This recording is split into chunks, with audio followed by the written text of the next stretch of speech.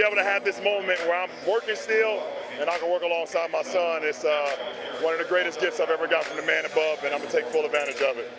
Staying away from Bronny James until he fell all the way to the Lakers, 55 in the second round. I don't care because Bronny James belongs with LeBron James.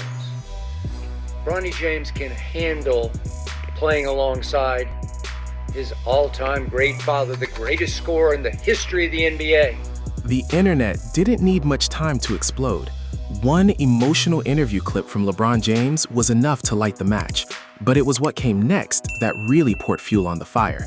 Because the second LeBron defended Bronny James in that emotional, almost exhausted tone, the sports world didn't respond with sympathy first. It responded with controversy. And right in the middle of that storm, Skip Bayless did what he always does when LeBron gets emotional on camera. He went off. Not slightly critical, not balanced analysis, full-scale, no-breaks reaction that immediately split the internet into two camps again. The clip that started it all wasn't even supposed to be controversial at first. LeBron was talking about Bronny, about the pressure, about the constant noise that follows his family, and about how unfair the scrutiny has become. His tone wasn't political, it wasn't calculated, it was personal. You could hear it in the pauses, in the way he tried to stay composed but kept circling back to the same idea. People are judging his son before he even gets a real chance to grow.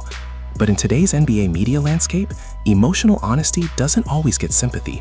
Sometimes it gets dissected like a weakness. And that's exactly what happened.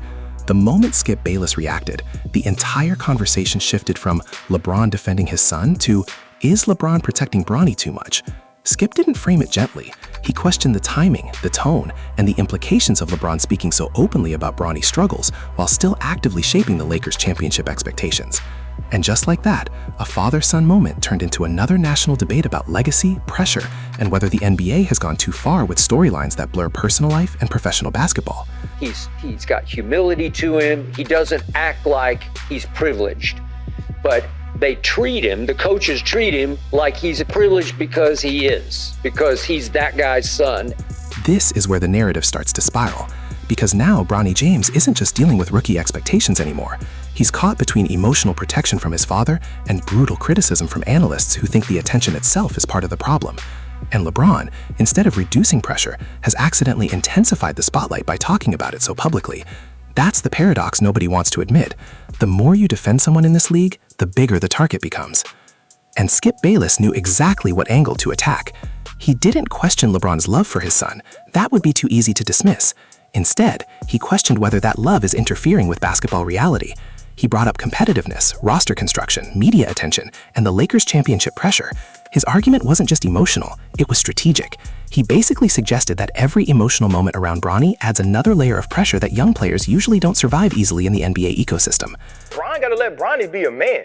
The first thing Jordan told me when he saw that, because we were together, he said, "Pop, I'd lose my shit."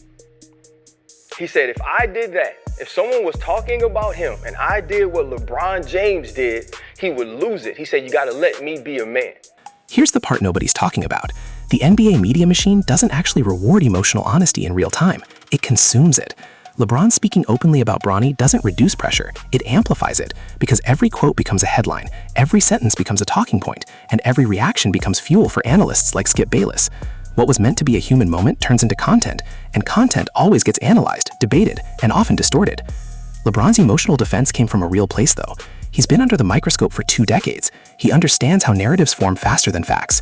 But what makes Bronny's situation different is that he's not just LeBron's son. He's also a young player trying to establish himself in one of the most unforgiving environments in sports. And every time LeBron speaks emotionally, the conversation about Bronny stops being about development and starts becoming about legacy protection. You call Bron weak for stepping to you, but you're taking shots at him as a father on TV behind a camera. I have zero respect for what he said. You are on TV condemning a black man as a father because his son is playing in the NBA. Skip Bayless immediately jumped on that tension. He questioned whether Bronny is being given a fair path or a curated storyline. He suggested that the Lakers' handling of Bronny feels different from typical rookie development. And while he didn't directly say Bronny doesn't belong, the implication was clear enough for fans to run with it. That's the power of Skip's commentary style. He rarely states things outright. He frames them in a way that lets the audience finish the thought. And that's where things escalated. Because once Skip spoke, social media did what it always does. It didn't analyze carefully. It picked sides. One side accused Skip of being unfair and overly harsh toward a young player still finding his footing.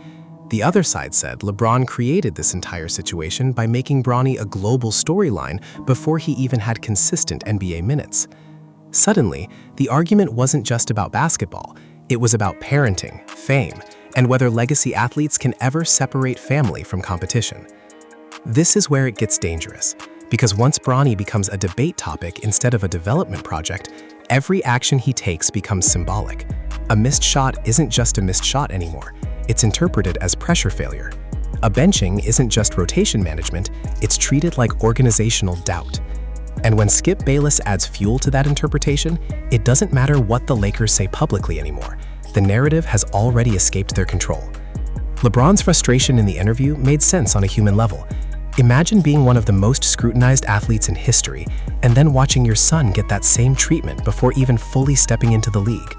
That emotional reaction wasn't strategic, it was protective. But Skip's counterpoint was rooted in a different philosophy. The NBA doesn't care about feelings, only performance. And once you enter that system, emotional framing doesn't change expectations. The debate quickly shifted into deeper territory. Analysts started comparing Bronny's situation to other second-generation NBA players, questioning whether the pressure he's facing is unique or simply part of the job.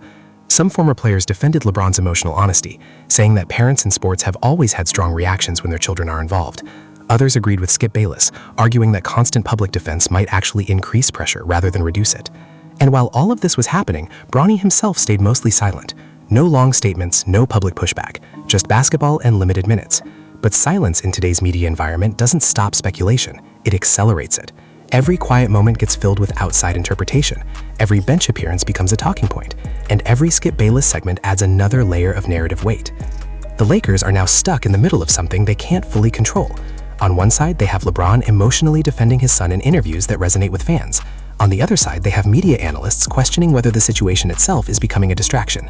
And in the middle of it all is Bronny, trying to develop under conditions most rookies never experience. That's not just pressure, that's structural imbalance. LeBron's legacy complicates everything. He's not just a superstar anymore, he's a cultural figure whose family decisions are treated like sports history in real time. Every word he says about Bronny gets amplified because it's tied to legacy storytelling. Skip Bayless understands that better than most. That's why his reactions are never just about basketball performance. They're about narrative control. Who owns the story? The player, the family, or the media? Fans started noticing something interesting too.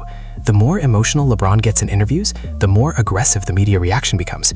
It's almost like emotion itself triggers debate escalation. And that creates a cycle where LeBron defends Bronny, analysts criticize the framing, fans take sides, and Bronny absorbs all of it without even being the central speaker in the conversation. Here's the part nobody is talking about. Skip Bayless isn't just reacting to LeBron's words, he's reacting to the influence those words have on perception. In media-driven sports culture, perception often matters more than performance. Once LeBron speaks emotionally about Bronny, it changes how every future performance is interpreted. Suddenly, Bronny isn't just a rookie anymore, he's a narrative symbol attached to one of the most powerful athletes in the world. This is where young players usually make a mistake. They try to respond to everything at once. They feel the pressure building and attempt to silence critics quickly, instead of letting development unfold naturally. But in Bronny's case, he doesn't even have the luxury of choosing his narrative timeline. It's already been built around him before his career fully started, and that makes every Skip Bayless reaction more impactful than it should be. The Lakers organization hasn't fully escaped scrutiny either. Critics argue that they knew exactly what they were getting into when they drafted Bronny. Supporters argue that they're simply managing a young player carefully under unprecedented circumstances. But what Skip's reaction exposed is the uncomfortable truth. There is no normal developmental path for Bronny James. Everything is already politicized. And LeBron, intentionally or not, keeps reinforcing my reality by speaking emotionally. Every time he defends Bronny, it adds weight to the story. Every interview becomes another layer of narrative buildup. And Skip Bayless thrives in that environment because his commentary style feeds on emotional tension between superstar legacy and media skepticism. The most fascinating part of this entire situation is how quickly it all escalates. One interview clip becomes a national debate. One analyst reaction becomes a trending topic. One emotional quote becomes a philosophical argument about parenting in professional sports. And Bronny, still early in his career, becomes the center of discussions he never initiated. At its core, this isn't just about Skip Bayless criticizing LeBron. It's about how modern sports media consumes emotion. LeBron's defense of his son was human, raw, and protective. But in today's media environment, those same qualities are also combustible. They don't settle narratives, they intensify them. And Skip understands that better than almost anyone in sports commentary. As the debate continues, the biggest question isn't whether Skip Bayless was right or wrong, it's whether the NBA ecosystem can even handle situations like this anymore. Because when family, legacy, media commentary, and rookie development all collide, there is no clean storyline. There's only tension, interpretation, and constant debate. And that's exactly where this is heading. Every Bronny minute will be analyzed, every LeBron interview will be dissected, every Skip Bayless reaction will be amplified, and the conversation will keep looping between protection and pressure, between legacy and performance, between emotion and criticism, until eventually the only thing left isn't the interview or the reaction, it's the question nobody in the NBA seems able to answer anymore. At what point does protecting a legacy become the very thing that increases the pressure on it?